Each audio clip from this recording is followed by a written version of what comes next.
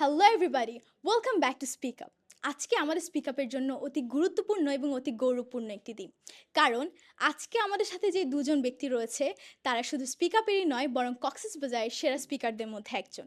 হ্যাঁ, আমি কথা বলছি এলিজানুর ইস্তা এবং আইমান বিনতে নিজাম সম্পর্কে, যারা সম্প্রতি চট্টগ্রামে অনুষ্ঠিত বিভাগীয় পর্যায়ে ইংলিশ অলিম্পিয়াড 2025-এ সিলেকশন রাউন্ড থেকে ন্যাশনাল থিয়েটার রাউন্ডে নিজেদের জায়গা করে নিয়েছে। A big round of applause for the both. আজকে আমরা তাদের সাথে কথা বলবো এবং জেনে নেব তাদের ইন্টারেস্টিং এবং মজাদার জার্নি সম্পর্কে। তাহলে দেরি না করে শুরু করা যাক। সো হেই বোথ, আমার প্রথম প্রশ্ন, তোমাদের কেমন লাগছে বা তোমরা কেমন আছো? আলহামদুলিল্লাহ আমি অনেক ভালো আছি। আলহামদুলিল্লাহ আমিও অনেক ভালো আছি। আমরা খুবই খুশি তোমাদের এই নিউজটি জেনে, এবং আমার প্রথম প্রশ্ন হচ্ছে যে যখন তোমরা জানতে পেরেছো তোমরা ইংলিশ অলিম্পিয়াডের ন্যাশনাল থিয়েটার রাউন্ডে জায়গা করে নিয়েছো, তোমাদের ফার্স্ট ইমপ্রেশন এবং প্রথমেই কেমন লেগেছে, বা তোমরা কি এক্সপেক্ট করেছিলে যে তোমরা এই ন্যাশনাল থিয়েটার রাউন্ডে নিজেদের জায়গা করে নেবে? আসলে আমি যখন ফার্স্ট টাইম শুনেছিলাম আমি সিলেক্ট হয়েছি, I was over the moon that time, because আমি এক্সপেক্ট করি নাই যে আমি সিলেক্ট হব। এবং রিসেন্টলি রাইট নাও অলসো আমি অনেক খুশি। Well, when I first heard from my mother that I got selected, আমি তখন অনেক খুশি ছিলাম. Like in one way I can say I was just surprised, and now also I'm really happy. আমি বলবো শুধু তোমরা নয় বরং পুরো স্পিক আপ পরিবার এবং পুরো কক্সবাজার তোমাদের এই অর্জনে খুব খুশি। আচ্ছা, তোমরা যখন ইংলিশ অলিম্পিয়াড দিচ্ছিলে তখন তোমাদের পেছনে নিশ্চয়ই একটা জার্নি ছিল, তোমাদের একটা স্টোরি ছিল। যেমন আমরা জানি প্রত্যেকেরই একটা স্টোরি থাকে তাদের লক্ষ্যের পেছনে। তাই আমরা জানতে চাই তোমাদের এই বড় অর্জনের পেছনে তোমাদের যেই স্টোরি বা তোমাদের যেই মোটিভ ছিল সেটা কী ছিল?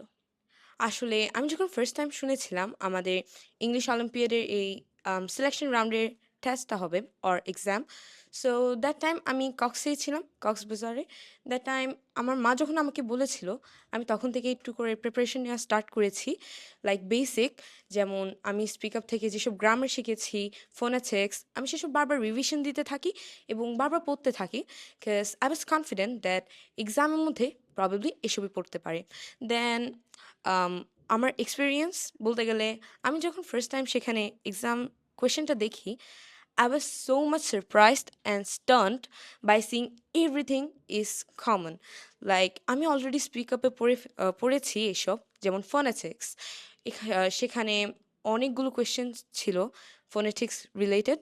So I was so much happy and also একটু একটু নার্ভাস ফিল হয়েছিল, বিকজ কয়েকটা এমন বিষয় ছিল যেসব একটু হার্ড হার্ড ছিল, like synonyms, antonyms. So yeah, বলতে গেলে এক্সপিরিয়েন্সটা অনেক অসাধারণ ছিল, প্লাস ইন্টারেস্টিংও।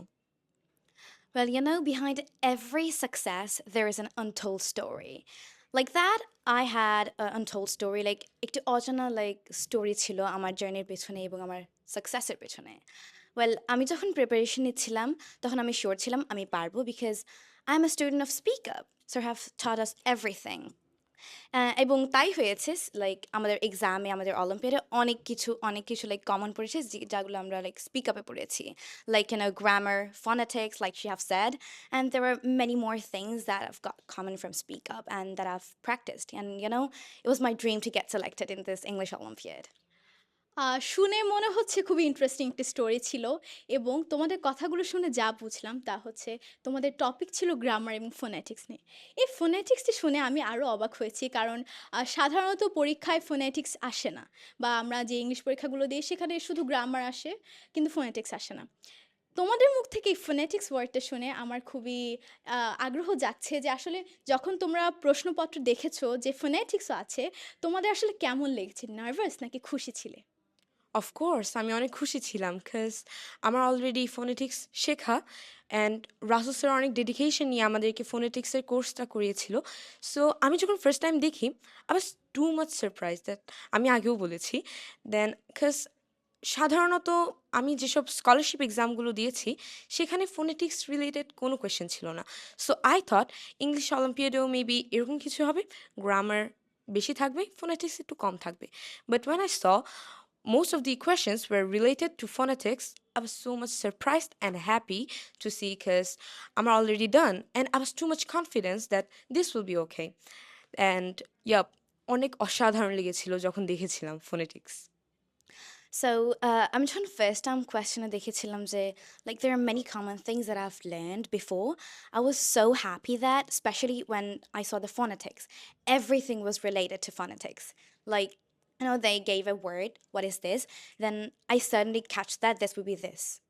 অ্যান্ড বলতে গেলে আমি সব কিছু স্পিক আপ থেকে শিখেছিলাম যেহেতু আমি লাইক এই আইপিএ কোর্সটা আগে থেকে করে ফেলছি like it was really easy for me and I was really happy after seeing the IPA I was like okay I can do it.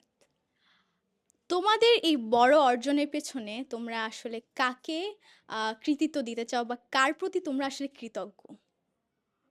To be honest, I'm so much like kritogito about to Russell sir, because see, Russell sir আমাদেরকে অনেক dedication দিয়ে phonetics plus grammar এসব করিয়েছে।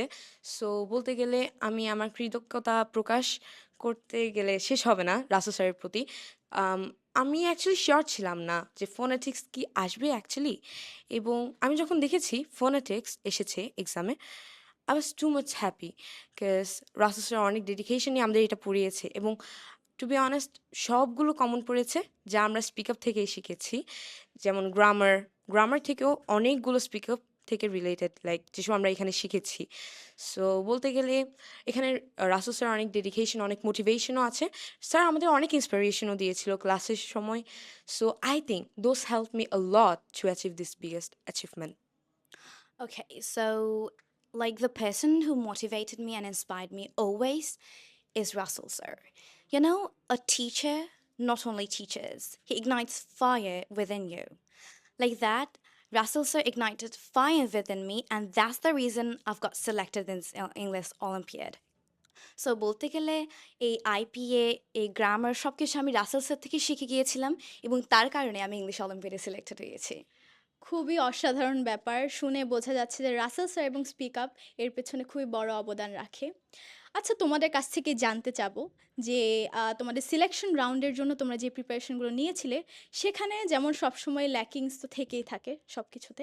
তোমাদের কি মনে হয়েছে যে তোমাদের প্রিপারেশনে কোন ব্যাপারগুলো হাইলাইটিং ছিল এবং কোন ব্যাপারগুলোতে ল্যাকিংস ছিল যেটা তোমরা পরবর্তীতে শুধরে নিতে চাও? বলতে গেলে আই থিঙ্ক আমার নেক্সট যদি আমি ইংলিশ অলিম্পিয়াড দিই, আমি অফকোর্স সিনোনিমস, অ্যান্থনিমস, ইডিয়ামস এসব একটু বেশি গুরুত্ব দিব, and also IPA. IPA is so much important and fundamental for the you know English Olympiad, because আমি যতটুকু কোয়েশ্চেনগুলো দেখেছি বলতে গেলে most of them were related to IPA. So of course IPA like has a very important role in that examination, and also hard বলতে গেলে আমি synonyms, antonyms, idioms এসব দেখেছি, like those were hard for me, and I think I need to practice those a lot. Well, to be honest, there are many things that was quite, hard for me. So বলতে গেলে আমি হচ্ছে ওটা হচ্ছে like did it from my own and I believed in myself that I can do it. And the things that I thought it would be like, quite hard for me that I didn't like give that much value was synonyms, like she have said, and also some spelling strategies. It was quite hard for me. So I think if I give the exam next year, like if I give the English Olympiad next year, then I will try my best to concentrate on the spelling strategies and also some more things like that. আচ্ছা, আমরা তো জানি যে তোমরা national theatre রাউন্ডে জায়গা করে নিয়েছো, তাই তোমাদের পরেও আরেকটি পদক্ষেপ রয়েছে যেটা হচ্ছে ফাইনাল রাউন্ড। তো তোমাদের ফাইনাল রাউন্ড নিয়ে প্ল্যান বা ফাইনাল রাউন্ড নিয়ে যেই পরিকল্পনা রয়েছে সেটা কেমন? অ্যাকচুয়ালি আমার ফাইনাল রাউন্ড নিয়ে অনেক পরিকল্পনা রয়েছে। আমি চাই আমি যেন এক্সামটা অনেক ভালোভাবে দিই। অ্যাকচুয়ালি আমি এখন থেকেই অনেক প্রিপারেশন নিচ্ছি ফাইনালের জন্য। আমি চাই এটি আমার একটা বিগেস্ট অ্যাচিভমেন্টের মধ্যে থাকুক, এবং আম, আমার যেসব মনে করেন টপিকের মধ্যে ল্যাকিংস আছে আমি তা এখন থেকে রিডিউস করছি, যাতে আমি ফিউচারে অথবা ফাইনালে আমার একটি জায়গা করে নিতে পারি। Well, আমার অনেক পরিকল্পনা আছে like theatre round নিয়ে.